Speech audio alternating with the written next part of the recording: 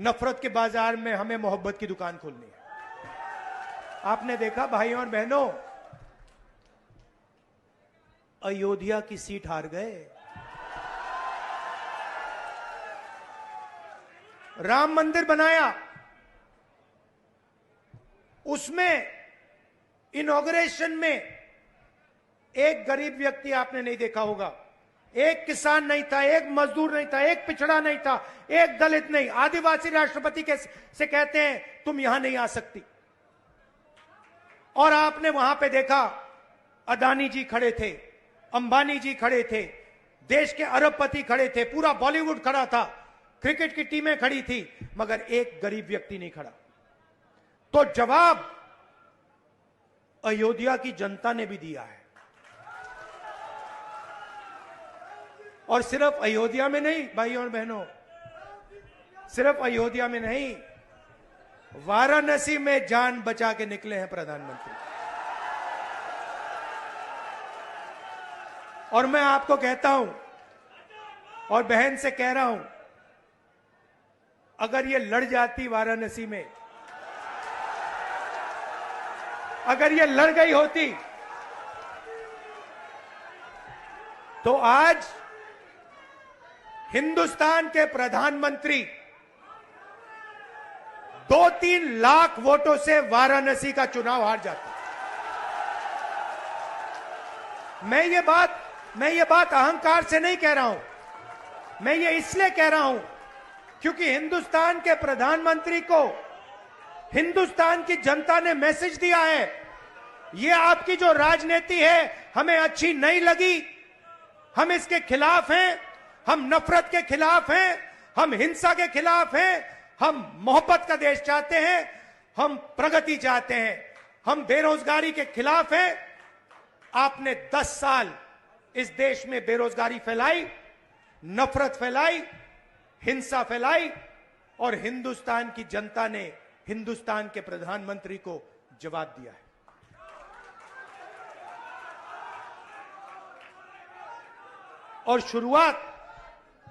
और शुरुआत आपके दिल में हुई थी, तो बदलाव आप लाए हैं, तो दिल से आपका धन्यवाद करना चाहता हूं।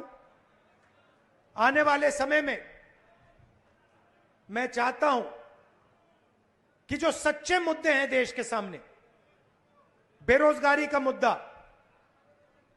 महंगाई का मुद्दा, किसानों का मुद्दा, मजदूरों का मुद्दा, ये मुद्दे उठाए जाएं और गरीबों की मदद करने की पॉलिटिक्स हो, राजनीति हो।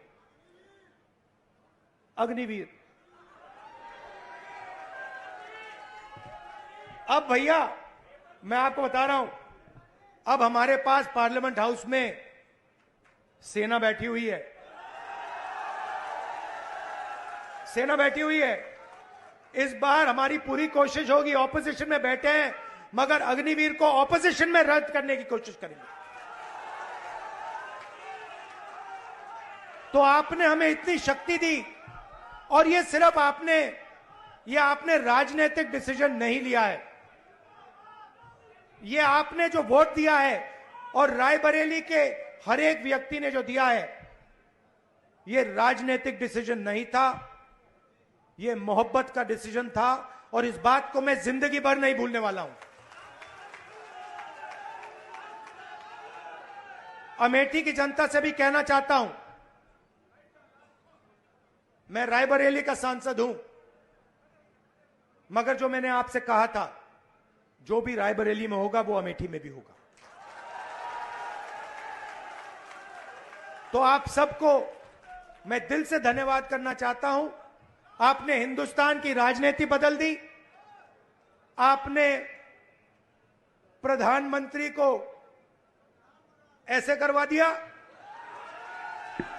और आपने पूरे देश को मैसेज दिया कि हम नफरत के खिलाफ हैं, मोहब्बत की दुकान खोलेंगे और देश की राजनीति बदलेंगे। इस बार जैसे प्रियंका ने कहा, कांग्रेस पार्टी रायबरेली में, अमेठी में, उत्तर प्रदेश में, बाकी हिंदुस्तान में एक होकर लड़ी। और मैं समाजवादी पार्टी को कहना चाहता हूं कि इस चुनाव में उत्तर प्रदेश में आपका हर एक कार्यकर्ता कांग्रेस पार्टी के कार्यकर्ता से मिलकर एक साथ लड़ा। मैंने सोचा कि ये क्यों हुआ, कि पहली बार मैंने देखा कि इंडिया गठबंधन, अलग अलग पार्टियां, कांग्रेस का हर कार्यकर्ता, समाजवादी पार्टी का हर कार्यकर्ता, डीएमके का हर कार्यकर्ता एक साथ खड़े होकर लड़ गए। पहले अलायंस होता था, एक साथ चुनाव लड़ते थे, मगर शिकायत आती थी कि भैया यहां उन्होंने मदद नहीं की, वो शिकायत करते थे यहां आपके लोगों ने मदद नहीं की। मगर इस बार सारे के सारे एक बन के, मैं आपको बताऊं, 1 इंच पीछे नहीं हटे। हर प्रदेश में, तमिलनाडु, उत्तर प्रदेश, हर जगह, मणिपुर, राजस्थान, कर्नाटक, तेलंगाना एक हो गए। और मैंने सोचा ये हो क्यों रहा है, इसका कारण क्या है? इसके 2-3 कारण हैं। सबसे पहला कारण, जो देश की आत्मा को समझ आ गया कि नरेंद्र मोदी जी, अमित शाह जी हिंदुस्तान के संविधान को खत्म करने की कोशिश कर रहे हैं। जो हिंदुस्तान की नींव है उससे वो खिलवाड़ कर रहे हैं। इसीलिए पूरा देश एक साथ खड़ा हो गया। दूसरी बात, 2014 में हिंदुस्तान की राजनीति में एक बदलाव आया। पहली बार हमने देखा कि प्रधानमंत्री खुलकर हिंसा और नफरत की राजनीति कर रहे थे। और यह हिंदुस्तान की संस्कृति और हिंदुस्तान के धर्मों के खिलाफ है। और रास्ता मैं बताना चाहता हूं, और मुझे बहुत गर्व है कि रास्ता रायबरेली, अमेठी और उत्तर प्रदेश ने दिखाया। उत्तर प्रदेश की जनता ने नफरत के खिलाफ, हिंसा के खिलाफ, अहंकार के खिलाफ, उत्तर प्रदेश की जनता ने नफरत के खिलाफ, हिंसा के खिलाफ, अहंकार के खिलाफ दबाकर वोट दिया है।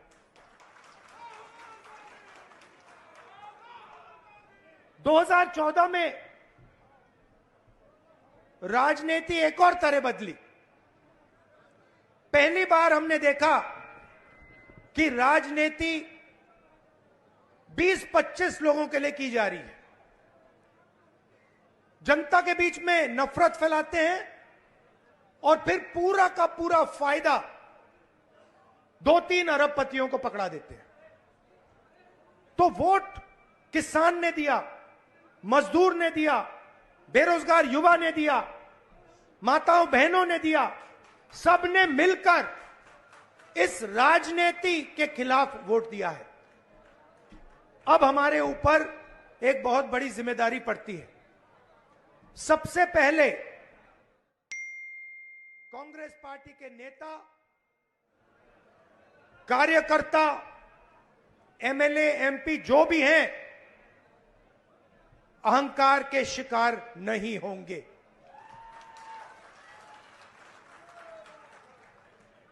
दूसरी बात, आप सोचिए, हमारा पारिवारिक रिश्ता है। राजनीति में सबसे पुराना रिश्ता आपके और हमारे बीच में है। यह रिश्ता 100 साल पहले रायबरेली और अमेठी के खेतों में शुरू हुआ था, जब अंग्रेजों के खिलाफ यहां किसान आंदोलन हुआ। जवाहरलाल नेहरू जी आए, रायबरेली, अमेठी, उत्तर प्रदेश के किसान लड़े थे, और उस समय भी बदलाव रायबरेली के किसानों ने किया था, अमेठी के किसानों ने किया था, अमेठी रायबरेली के युवाओं ने किया था। और इस बार भी आपने फिर से वही काम किया है। किशोरी शर्मा जी को अमेठी में, मुझे यहां रायबरेली में, उत्तर प्रदेश में इंडिया गठबंधन और कांग्रेस पार्टी के सांसदों को आप लोगों ने जिताया है। माहौल आपने बनाया है, पूरे देश में माहौल आपने बनाया है। आप अपनी शक्ति समझो, पूरे देश की राजनीति आपने बदल दी है। आपने देखा होगा, पहले नरेंद्र मोदी जी कह रहे थे मैं नहीं हूं, भगवान मुझे ऑर्डर देते हैं, मैं काम नहीं करता, भगवान मुझे ऑर्डर देते हैं, मैं करता हूं। पता नहीं कैसे भगवान है उनके, 24 घंटा अदानी जी और अंबानी जी की मदद करवाते हैं। मगर आपने फोटो देखी होगी कि नरेंद्र मोदी जी संविधान को ऐसे पकड़े थे, यूं कर रहे थे ना, देखा आपने? ये आपका काम था, ये आपने करवाया है। देश के प्रधानमंत्री को आपने मैसेज भेजा है कि संविधान को आपने छुआ तो देखो हम आपके साथ क्या करते हैं।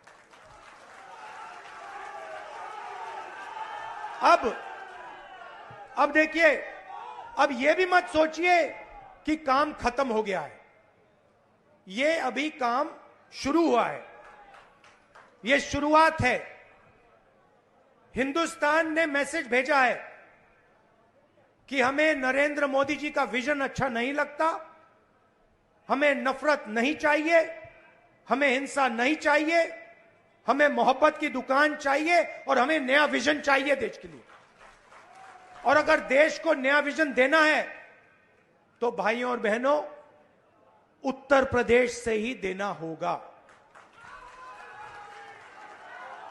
और उत्तर प्रदेश ने मैसेज दिया है कि इंडिया गठबंधन, समाजवादी पार्टी और कांग्रेस पार्टी को हम चाहते हैं, देश में चाहते हैं और उत्तर प्रदेश में भी हम चाहते हैं।